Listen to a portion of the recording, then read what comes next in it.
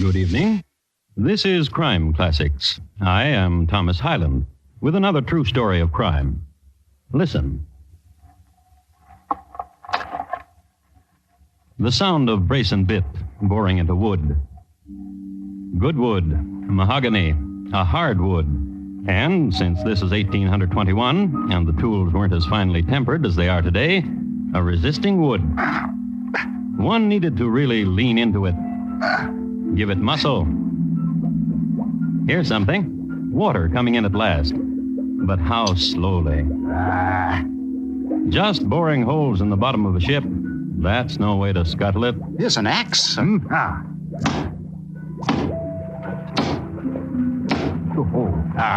Yeah. As I said, mahogany is a good, hard wood, fine for ship's keels.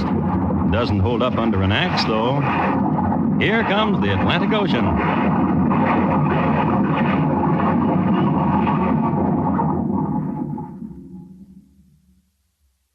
Tonight, my report to you on the good ship Jane, why she became flotsam. Crime Classics, a series of true crime stories taken from the records and newspapers of every land, from every time.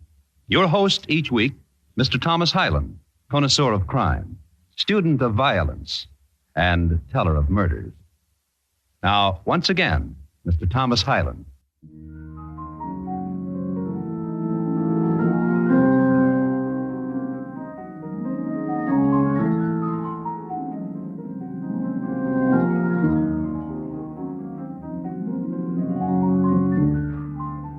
Let's talk about schooners for a moment.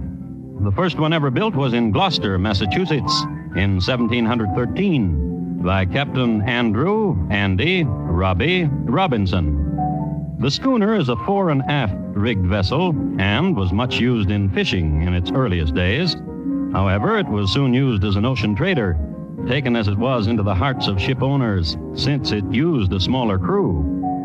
The vessel that concerns us here is Jane of Gibraltar, brig-rigged fore and schooner-rigged aft. She'd carry from 90 to 120 tons and had seen service on all of the 7 seas. The Jane was weighing anchor at Gibraltar.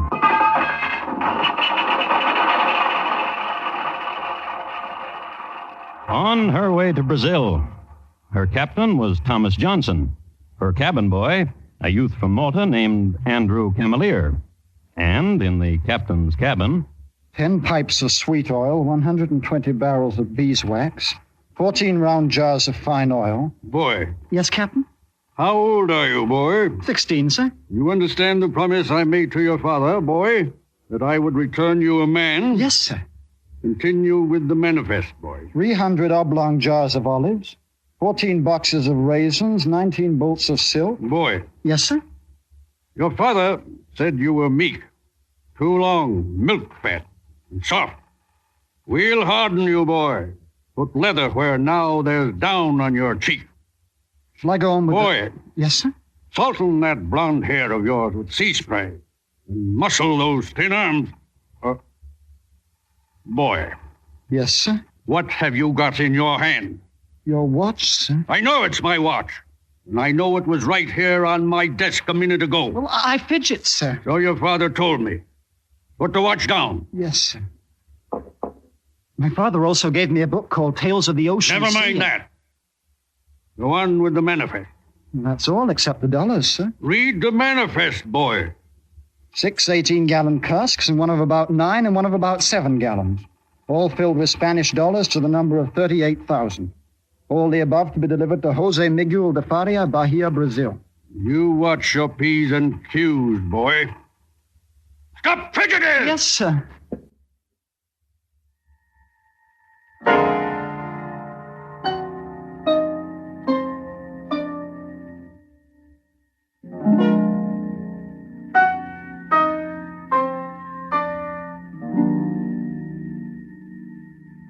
after which Andrew never tried to steal the captain's watch again. Instead, Captain, I saw Seaman Smith opening a cask in the hold and dipping into the olives. the youth quickly developed a sense of loyalty to his captain and the ship and its cargo. And the captain sensed it, Good boy. and did his best to instill the youth with a sense of responsibility. And the next day, You may flog Seaman Smith, boy. Here, take a whip. Now don't flinch. Good boy.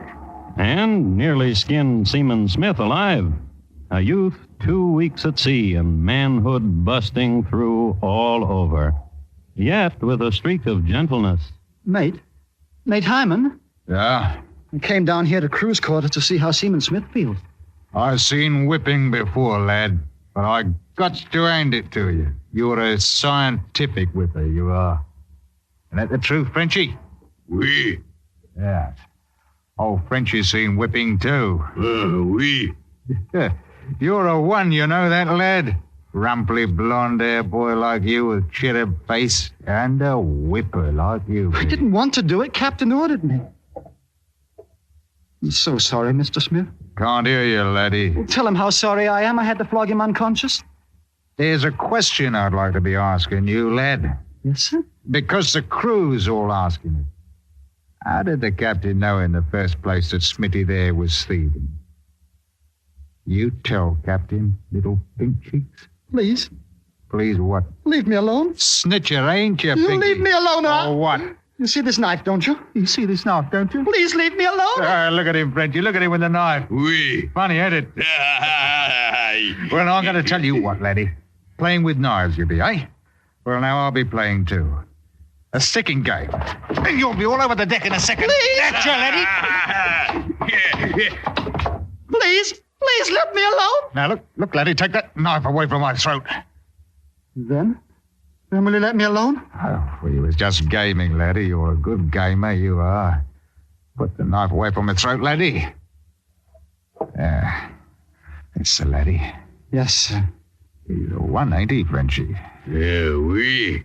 Please, let's be friendly. Oh, we're shipmates, we are. My father told me to make friends. Shipmates, we are. Oui. The captain doesn't like me. Don't he now? And you such a gamer and a nicey. He thinks I want to break into the hold and steal all those Spanish dollars and those casks. Just because I know where the keys are. Do you now? 38,000 in Spanish dollars. Them's the best kind. That's what's in those casks, eh? Oh, yes, sir. I could use some of those dollars, couldn't you, Frenchie? Oui. Now, don't you tell the captain I told you about. All those dollars? Oh, no. We're shipmates. Glad I've made friends. Yes, oh, you have. But Mr. Patterson doesn't like me either. He's with the captain all the time and takes watch over him when he sleeps. And Mr. Patterson don't know true quality in a lad. Mr. Patterson's outside the captain's cabin right now. Such a black night. He hates me. And we your friends. Come along, Frenchie.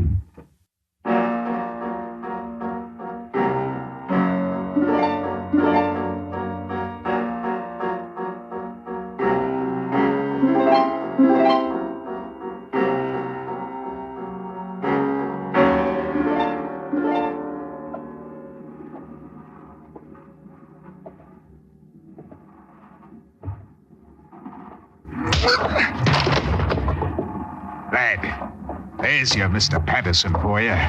Sleeping under the stars from a belaying pin. If he awakens, he'll raise an awful row. Oh, you know where that key is to the dollars, lad? Yes, but if Mr. Patterson wakes up... Frenchie, Oui. throw Mr. Patterson overboard. Oui. Wait! I read in the book it was called Tales of the Ocean Sea. How bad pirates used to tie iron to the legs of victims Oh. so they wouldn't float. So I bought a piece of iron along. Here it is. Frenchie, lash the iron to Mr. Patterson's leg so he won't float. Oui. Let's to see the captain now, lad. Yes, sir.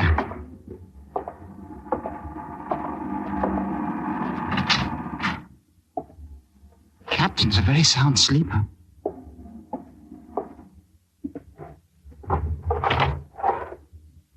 Here's his gun. Be careful how you point.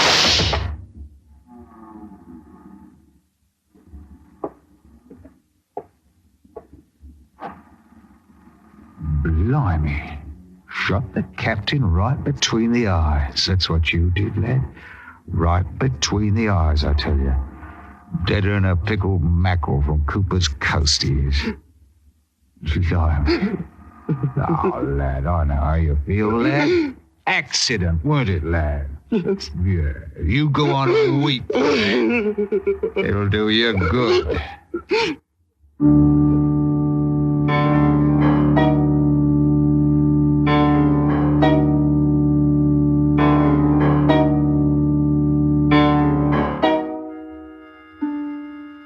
That night, Andrew cried his heart out. So forlorn was he for having shot his father's friend and his captain that he did not venture above deck. And that's where all the activity was. Here, tie this piece of iron to the captain's leg, Frenchy. Oui. And using a ship shank knot and a 25-pound weight, they prepared the captain for sinking. Sank him. These few hours' activity was known as piracy. There was also murder. Altogether a night of perfidy, sprung as it did from the innocence of a 16-year-old boy's suggestions. Just because the youth has read a long-since banned book, Tales of the Ocean Sea. Just because his father had gotten him a berth aboard ship. Just because his father wanted to make a man of him. But Andrew still had a long way to go. Boy. Never knew a soul could ache one like this. But it can. Oui. Where's the key to the dollars, boy? There. Beneath the captain's pillow. Frenchy. Oui. Now we'll fetch... Wait. Yes, lad. What did you do with the captain? As we did with Mr. Patterson. Now there are 8 of us. But Smitty cannot work. No, not since the flogging you give him. Have you noticed that Mr. Strawn is feeble and recovers poorly from his drinking? It's true. What are you saying, lad? Nothing. Frenchy, Oui. there are 8 of us now, but 2 of us ain't very useful. Ain't no sense having them around to divide those dollars with. Frenchy? Oui.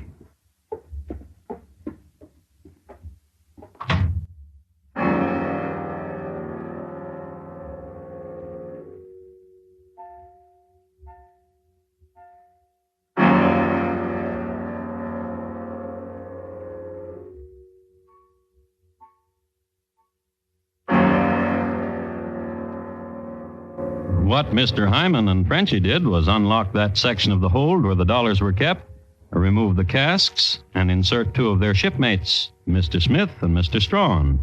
It was then that the lad Andrew appeared on deck. What are you going to do with those tar pots, Mr. Hyman? Fire them and lead the smoke into the hold where Smitty and Strawn are? Why, then they'd suffocate. Frenchy? Oui.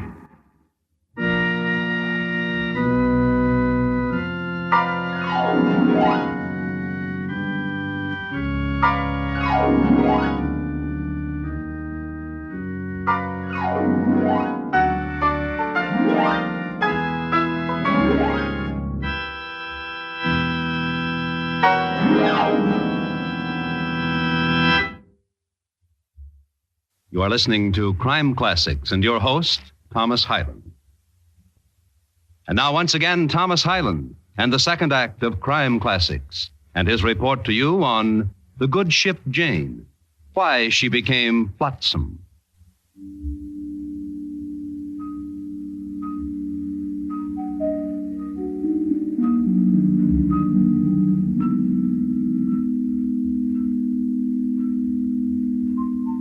Some words about piracy. Next to being a sailor, being a pirate is man's oldest profession since he took to the sea. There is literature concerning this type of criminality all the way back to the Phoenicians. The Vikings were great pirates, and you'll be interested to know that during the Roman civil wars, the city itself was all but starved to death by the incursion of the old Etruscan pirates. Now, many of you undoubtedly think that piracy is a matter of the crew of one ship plundering another. Not so. As far back as the plunder of the barkentine Athena in 1702, the Admiralty ruled that a crew which mutinies and murders its captain and plunders its cargo and steers the vessel off course, perhaps toward a different continent, a crew which does these things is lumped under the heading of pirates. Therefore, the crew of the schooner Jane of Gibraltar were pirates. Of this, there can be no doubt. And I say let's take it to Africa, mates. Africa! Then Africa it is. Helmsman, change your course. South by southeast. Aye, south by southeast. Africa it is, lads, with Spanish dollars to fling and Spanish dollars to spend. Lad, Andrew, Yes, Captain? you're nearly done, lad. Aye, Captain. Each of us, now that we are 6, will receive $6,300. Ah, you hear that, lads? 6,300 Spanish dollars for each of us. Oh, Morocco, Tangiers, Cairo. Captain? Oh, you like Africa, you bonny lad. Whoa, the sights I can show you.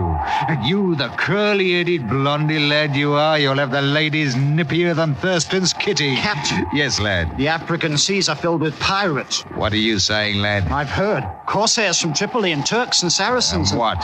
I'm frightened. Well, then be frightened, lad. What do you expect us to turn tail about and go to England, maybe, or... Scotland. Scotland? With their lonely shores and their long, lonely beaches, we could get ashore and nobody would know what. Wouldn't be any pirates either. Oh, no. Scotland. Bonnie Scotland. Oh, yes. Yeah, Scotland it is. Helmsman, change your course. North or northwest? Aye, north by northwest.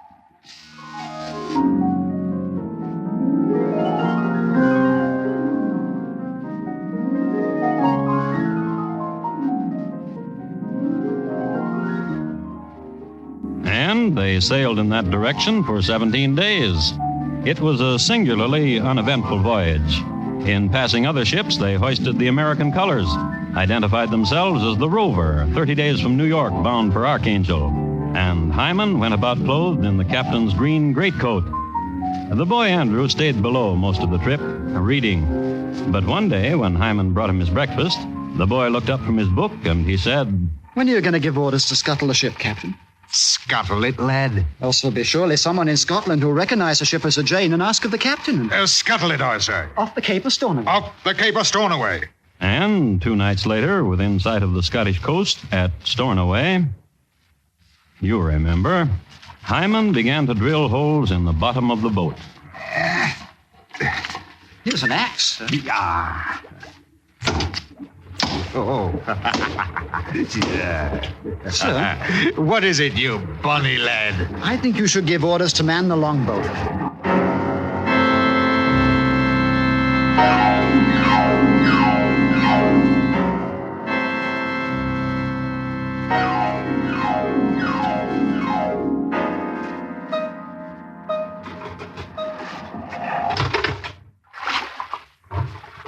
Oh! Get your backs into it, men. You, what's the matter with you, Dora? Tide against us. We never make it shore. Oh! Hold, I tell you! There she go. There she go. Back! The oar. I lost me my oar. Catch. She go. Ah, you stupid lump thumb. Dumber than Prescott's cymbal. Yeah, now, lad. Never. Oh, never. Ah, what are you saying, lad? You'll never get to shore. I'll drown in our chest with money will lie at the bottom of the sea. Oh, now, lad. The things you forced me to do, the terrible things. Lad. The awful things.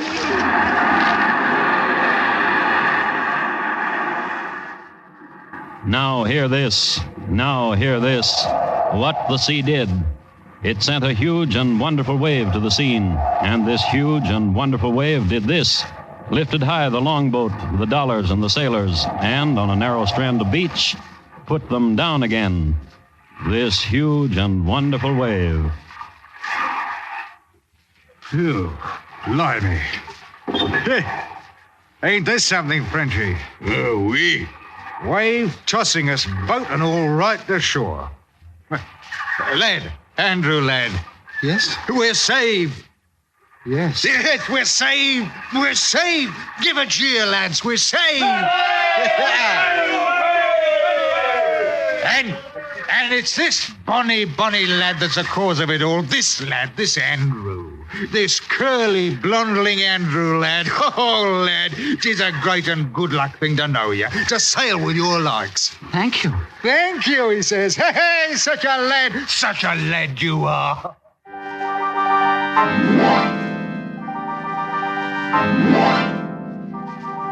But the rest of that night was a terrible one. The fury of the skies and the sea over that narrow strand, and 6 men huddled there, not daring to move, lest they lose their way in the dark and stumble into the torrent. Yet, even in these small hours of despair, they had presence of mind enough to bury, each of them, part of their Spanish dollars. And we should take an oath of secrecy. And they, each of them, took a terrible oath, swore never to reveal what had happened, nor of the money, nor the murders. A good thing, too, for the next day, a suddenly becalmed and sunny day, Ahoy! Ahoy there! a group of men came running up the beach toward them. Ahoy there! Hello. What do you hear? Our boat broke up in the sea, and praise be for a sturdy longboat. Who be you? Roderick McIvers. We be off the ill-fated ketch, the Betsy, out of San Francisco. I am McIvers, surveyor of customs. These are my men, Oh? and we'll want to look at your sea chest. Oh. You, Colonel, open me that sea chest, for instance, and I'll have a look.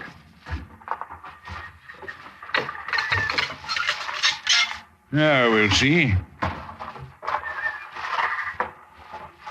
Yeah, what's this? Dollars now. Huh. Spanish dollars. Now you, Please, sir. how come a blondling boy like you is so scurvy lookers, eh? Please, sir. Colonel, stand guard here while I fetch a brace of constables to this spot. This has the looks of I don't know what, but I didn't like it. Please, sir. How old be you, boy? 16, sir. There's never been a razor to my cheek. Pale you are. If I could see my father... Sir, Yes, lad? could I walk with you? Curly-headed boy could be my own son almost. Surely, walk with me. I have something to tell you, sir. Of what happened? Sir, Lad, what? they held me prisoner out of Malta and murdered Captain and Mr. Patterson and nice Mr. Smith and Mr. Strawn. They suffocated the nice Mr. Smith and Strawn with smoke from a tar barrel. They stole those Spanish dollars. Are you saying the truth? I'll take an oath on it. And you'll so testify, lad? I want to.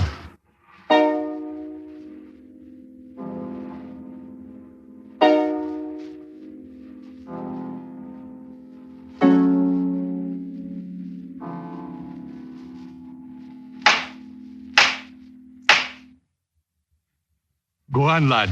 Continue with your story. And I struggled with Mr. Hyman with the pistol, and he overcame me and killed Captain. And then? And had that one who we call Frenchy tie iron to Captain's leg and throw him overboard. And then? Suffocated 2 others with smoke from a tar barrel. How old are you, lad? 16. My father's far away in Malta. I must tell you, boy, as a father myself and as judge in the court of law, that ne'er have I witnessed such a courageous lad as you. You are as candid a witness as e'er appeared before me. Your manners are modest, and your statements are sincere and distinct. And it is to your due that justice is trying the case of these men, Peter Hyman and the Frenchman Francois Gautier. You may step down, boy.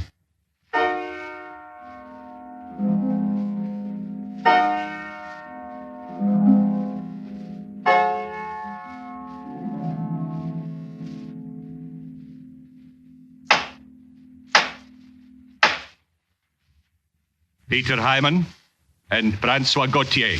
The rest of your crew has been dismissed as not guilty of the heinous crimes as charged. But the jury has found the 2 of you to be beasts of the sea and guilty as charged. Therefore, I announce to you the sentence of death, which will be forthwith put into execution. Though your crimes as charged be murder and piracy, to my mind your guilt is of a far greater kind. The scar is slashed across innocence. The innocence of that youth sitting there. Gentle child of blondling curl, bravely hiding the scalding hurt. Vipers. And upon the second Wednesday of January next to come, you will be dead. I have here an account of the execution. The two men, Peter Hyman and Francois Gautier, ascended the drop at 20 minutes past 11. They remained on the platform for some minutes, being administered as they were by men of the cloth. But observers noted that neither one seemed to listen to prayers, nor did they repeat any supplications. Rather did they merely stand there and shake their heads as if, some observers say, they did not believe what was happening to them. In the pressing crowd of onlookers was seen Master Andrew Camelier, close to the front, smiling and bowing to those who recognized him. Andrew Camelier, I should tell you, never went back to Malta, nor to sea. He was married next year to the comely daughter of a widower, and when his father-in-law shot himself to death in 6 months' time, he inherited a large sum of money.